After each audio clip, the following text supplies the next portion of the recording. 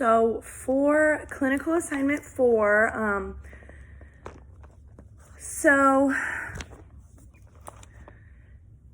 pathophysiology behind immunity is like a lot. So I'm only going to really explain that like the main goal of immunity is to fight and stop pathogens from damaging the body. So there's 2 different kinds of immunity: non-specific, which is innate and you have it at birth. So like an example of that is your skin.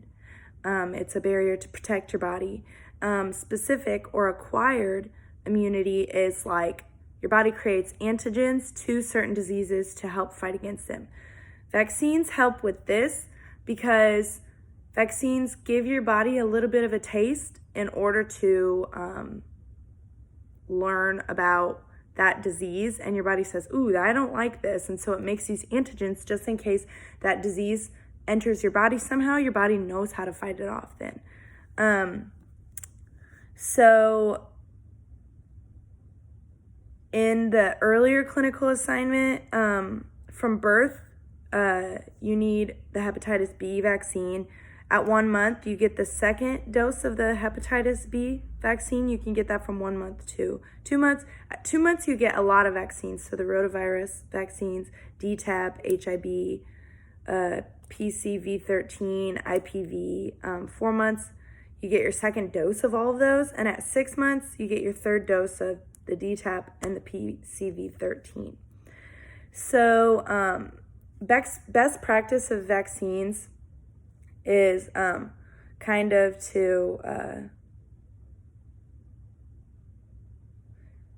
give the vaccine at the right time, to give it the right way, to make sure that it's the right amount, the right dose, the right frequency, the right location, all of that stuff, because we want to make sure that we give that vaccine in order to be the most effective. So some common misconceptions about immunizations is that they can cause other diseases. So like a huge one is that people think that you can get autism or you can get super sick from getting vaccines. So it's actually, there's no correlation between autism and vaccines. So that's been proven, and the guy who originally said that vaccines were the cause of autism, he has since then redacted that, and it has been proven that that's not even in correlation. And you won't get like super sick from a vaccine. So you might have a systemic body like reaction. So you might feel a little bit like sore or like malaise. You might have like a red or swelling at your injection site. You might feel a little bit of a runny nose or like a fever a little bit. But that's just your body's way of learning to fight off those infections. It's not because you're getting sick. And lastly, I do want to say that some people think that you can just get the vaccine whenever you get, or that doctors and nurses are just giving vaccines because they just want to give it to you. But it's not true. So you need certain doses at certain times. So like with the DTaP, so you'll get your DTaP at 2 months, 4 months, 6 months, and then you'll get another booster later in life. So we're just trying to help your body continue to do that. And the same with eradicated diseases. So of course, polio and smallpox, they aren't a huge, huge problem in our world today, but we still give those because who knows what can happen? Who knows what will pop back up in the past? I mean, as you can see right now with coronavirus, who knows what kind of sickness and pandemics will occur. So we just give those in order to continue to keep your body safe. So giving a immunization to a child, you want to make sure that you give them the right amount. So giving them too much can cause skin irritation. It can cause a lot of different problems within that child. It might not be as effective if you give too much. So for babies, you want to give it in their thigh. Is the most common place because that's the biggest area for their little bodies, and that's the safest. They have the most chunky there, so it's just better.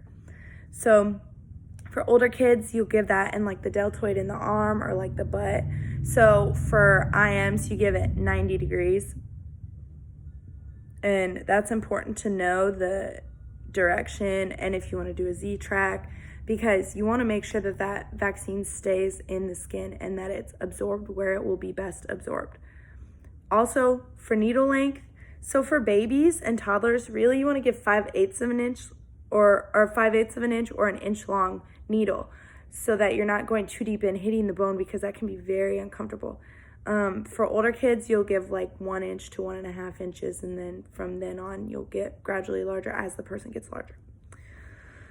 So, lastly, identify proper storage and handling of immunization. So, in the PowerPoint, it does say in each PowerPoint kind of how to store each thing, and I won't go deep into that because that's just so much. So each different type of vaccine has a different way to store it. So some need to be stored in the fridge at a certain degree, some need to be stored in the fridge at a different degree, and it just really depends on the type. So, and some injections you need to keep covered from light, you need a mix maybe when you're about to give it, and you always want to make sure you know when they're open so you know when to throw them away. You don't want to give somebody an expired vaccine, because that's not going to be effective at all.